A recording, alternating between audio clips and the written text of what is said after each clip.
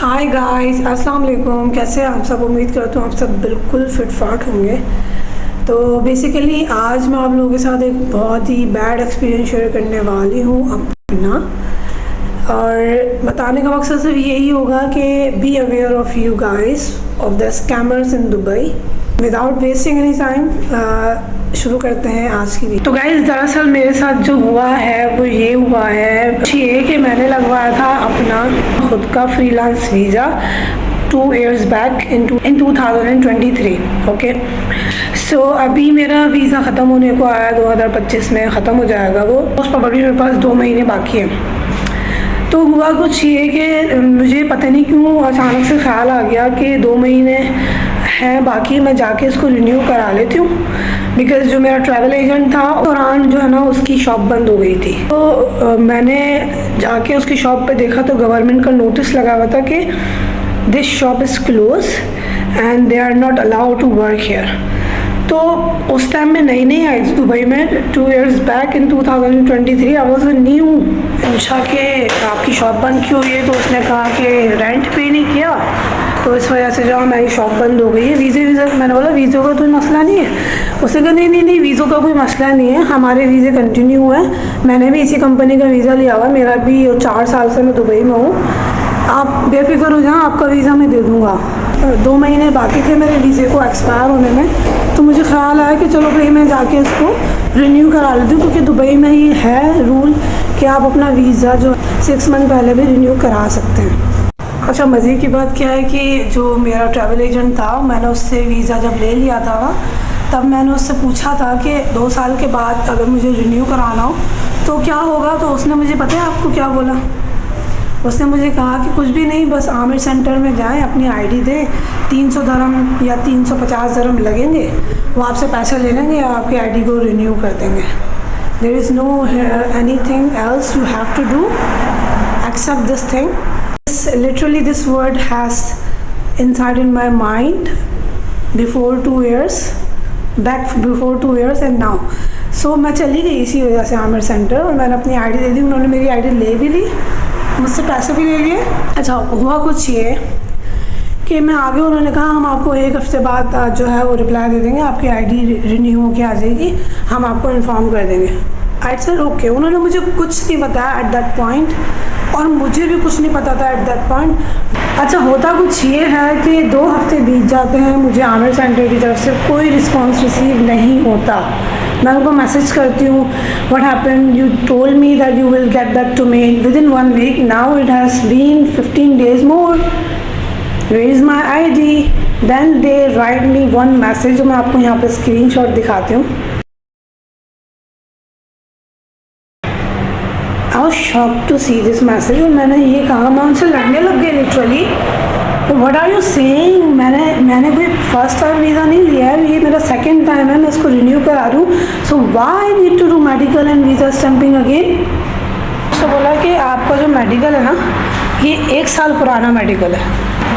Medical result आने के बाद वीज़ा स्टैंपिंग होती है, अलाउ कर देते हैं आपको कि yes you are eligible to stay in Dubai, because यहाँ पे एड्स वालों को नहीं लेते, हेपेटाइटिस वालों को नहीं लेते, जिनको होती है ये बीमारी। Once your medical fit, then we will provide you then ask your travel agent who is giving you the visa or no। ये अलाउ कर देते हैं। फिर आप अपने ट्रैवल एजेंट के पास जाएं, जहाँ से भी आप वीज़ा ले रहे हैं, अगर वो आपको वीज़ा दे रहा है तो उससे फिर वीज़ा स्टैंपिंग कराएं। फिर वो समझ रहा था मुझे कुछ नहीं पता, जो प्रोसेस होता है वो मुझे उसने मुझे बताया था, मेरे दिमाग में तो वही बैठा हुआ था ना। मैं आमिर सेंटर जाती हूँ, मेरी सारी बात होती है, फिर मैं उसको कॉल करती हूँ और मैं कहती हूँ कि तुम मुझे वीज़ा दोबारा दे दोगे, क्योंकि मैं तुम्हारा ही वीज़ा कंटिन्यू करना चाहती हूँ। ये बात मैंने इससे पहले भी बोली थी, लेकिन इसने मुझे कोई रिस्पॉन्स नहीं दिया था। जब मैंने उसको बोला कि मुझे फ़ास्ट रिप्लाई चाहिए, अभी चाहिए, मैं आमिर सेंटर में हूँ, आपको पता है उसने मुझे क्या बोला एंड टाइम पे?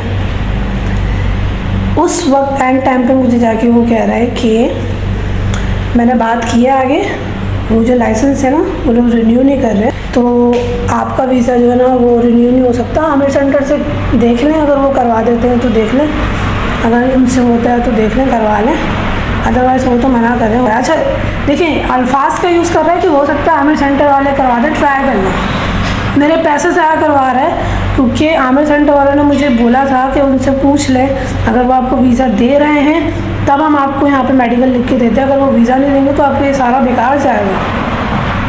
वो समझ रहा था कि मैंने कुछ बात ही नहीं की, कुछ पता ही नहीं है मुझे। So he was making me fool again and again. मकसद सिर्फ आपको आगाही देना था कि ऐसे भी फ्रॉडिया और ऐसे भी अपने ही आस्तीन के सांप होते हैं। सारी कहानी आपको बता दी है, यही हुआ था। खैर मैं जा रही हूँ अभी आमिर सेंटर अपनी रिफ़ंड लेने और अपना जो है एप्लीकेशन को कैंसिल कराना, ठीक है।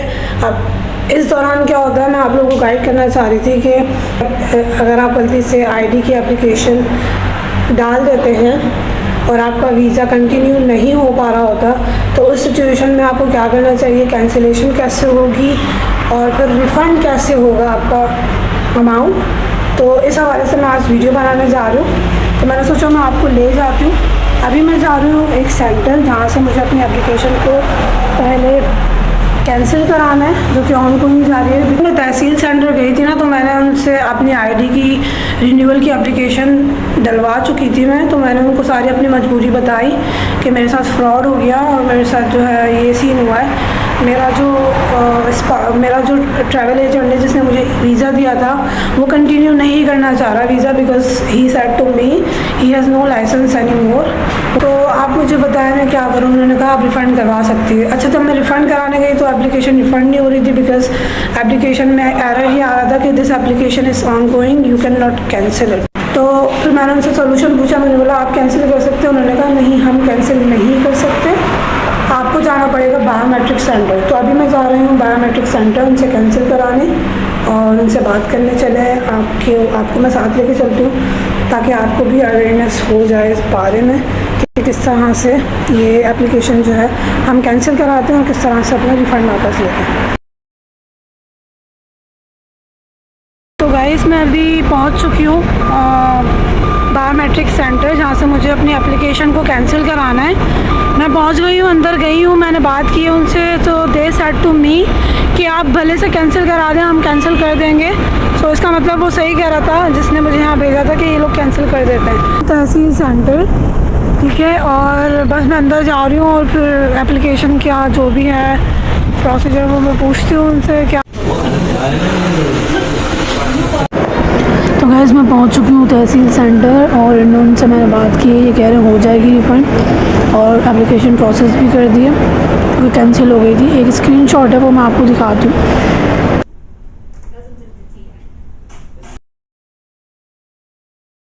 Actually I'm so happy my application has been accepted।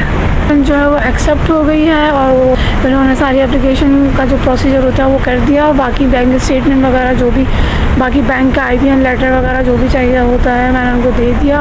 आपका अकाउंट होना ज़रूरी है यहाँ पे दुबई में, अदरवाइज़ तो आपके पैसे रिफ़ंड नहीं होंगे। आप प्रोसेस पे चलें, आपका जो है वो रिफ़ंड हो जाएगा। आईडी दिखाऊंगी ना तो आप देखेंगे मेरी आईडी में जो है वो लिखा हुआ है prime project management services LLC। उनकी कंपनी जो है हमेशा फ्रॉड होती है। अभी मुझे किसी ने कहा कि किसी ने बताया, वो भी पाकिस्तानी, इसने मुझे बताया, ही टोल्ड मी दैट जो प्राइम करके जो कंपनियाँ होती है ना वो सिर्फ वीज़ा देती है और फिर बाद में बंद हो जाती है।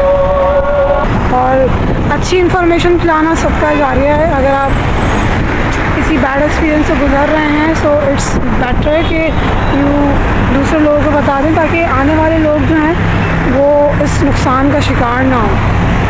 आपसे नेक्स्ट टाइम नेक्स्ट वीडियो के साथ के लिए ढेर सारा ख्याल रखें, दुआ में याद रखें। बाय बाय, टेक केयर, अल्लाह हाफ़िज़।